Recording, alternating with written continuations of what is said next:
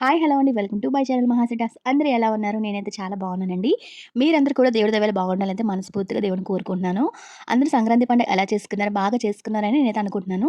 నేనైతే సంక్రాంతి పండుగ ఎలా చేసుకున్నానో ఈ వీడియోలో అయితే చూసేద్దాము. ఇది 3 రోజుల పండుగ కదండీ! భోగి, సంక్రాంతి, కనుమ 3 అయితే నేను ఈ వీడియోలో అయితే షేర్ చేసేస్తాను మీతోని. భోగి రోజైతే ఉదయాన్నే లేచి ఇల్లంతా శుభ్రం చేసుకొని ముందైతే ద్వారానికైతే బొట్లే పెట్టేసుకున్నానండి. తర్వాత భోగి రోజైతే కంపల్సరీగా వేయాల్సిన ముగ్గేంటంటే గుమ్మడికాయ అండి. గుమ్మడికాయ వేయమని అయితే మా అమ్మ చెప్తూ ఉంటారు. నాకు ముగ్గులు రావు కదా! నేను యూట్యూబ్‌లో చూసైతే గుమ్మడికాయ ముగ్గనేది వేసుకున్నాను. అంటే నార్మల్‌గా పూజైతే చేసేసుకున్నాను. చేసేసుకొని ఈరోజు మేము సింహాచలం వెళ్ళాలనుకుంటున్నాం కాబట్టి అక్క వాళ్ళ ఇంటికైతే నేను వెళ్ళిపోయానండి. అంతేనండి. అక్కడ ఎవరో చెప్పారు సింహాచలం అయితే అస్సలు ఖాళీ లేదు. చాలా రష్‌గా ఉందని. మీ అందరికి తెలుసు కదా! రష్‌గా ఉన్న టైంలో అయితే నేను అస్సలు టెంపుల్‌కి వెళ్ళలేను. ఎందుకంటే నేను టెంపుల్‌కి వెళ్ళానంటే దేవుడినైతే మనస్ఫూర్తిగా చూడాలి అయితే అనుకుంటాను.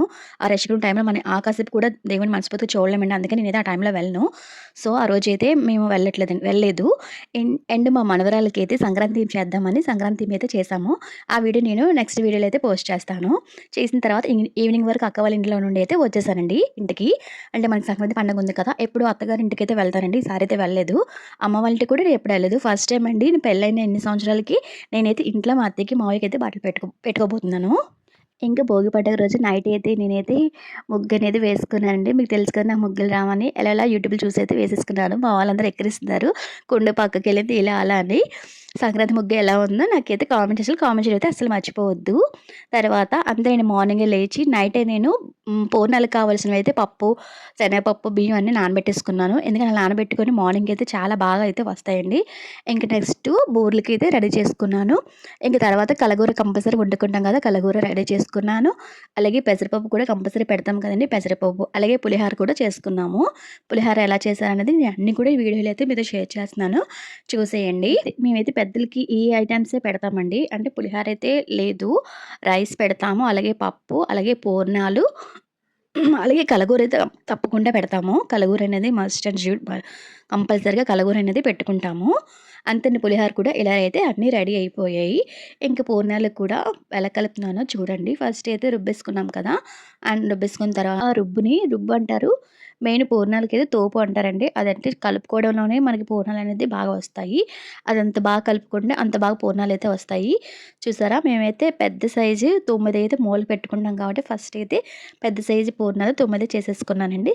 తర్వాత ఆయిల్ వేసుకొని కడాయిలో ఇలా ఫస్ట్ ఆ 9 బూరెలైతే వేసేసుకోవాలి. ఆ 9 వేసేసుకున్న తర్వాతే మిగతావన్నీ వేసుకోవాలండి. మా పెద్దలకైతే మేము ఈ విధంగానే పెట్టుకుంటామండి. అదే అమ్మ వాళ్ళ ఇంట్లో అయితే చిన్నప్పుడు పత్రులంటారు కదా! అవైతే పెద్దలకివ్వాలి. అలాగే జంగు వాళ్ళుంటారు కదండీ! మాడగిలి సైడు వాళ్ళైతే వచ్చి ఏవో చెప్తుంటారు. పెద్దలకు పూజిస్తుంటారు. అవైతే నాకు చాలా ఇష్టం. చిన్నప్పటి నుంచి చూసి అయితే చాలా అవన్నీ అయితే నేను మిస్ అయిపోతున్నాను. చిన్నప్పుడు మనవన్నీను.